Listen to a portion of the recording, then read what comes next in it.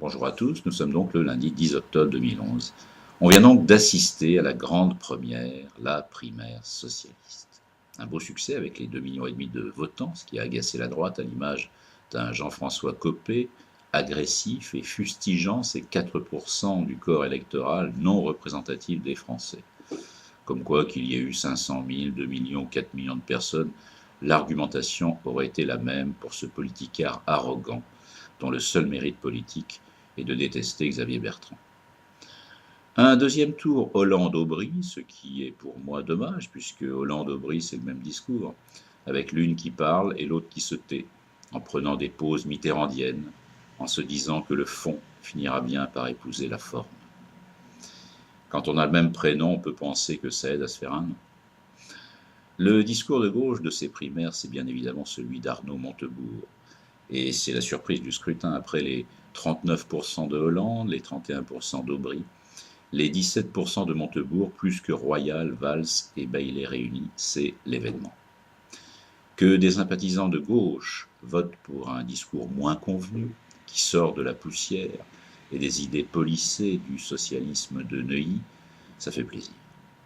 Ça fait plaisir que peut-être il y aura un poids à l'arrivée, que le fameux vote utile que les gens sans imagination mettent en avant pour chaque élection aura une portée insoupçonnée.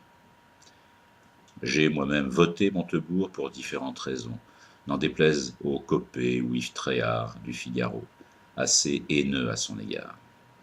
Et Montebourg, ce ne sont pas que des mots, pas que des idées, celles d'une 6e République ou de la démondialisation raillée par ceux qui ne nous ont apporté que l'échec avec une vision contraire.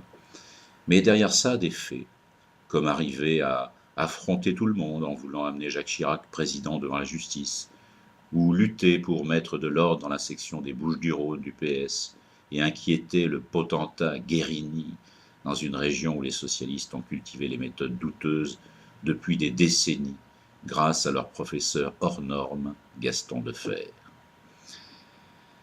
Montebourg, qui a également eu le courage, dans ces conditions, d'aller à Marseille pendant ses primaires, dans la rue, parler de transparence, d'honnêteté, de principes de gauche et républicains, alors que des sympathisants locaux craignaient pour son intégrité physique.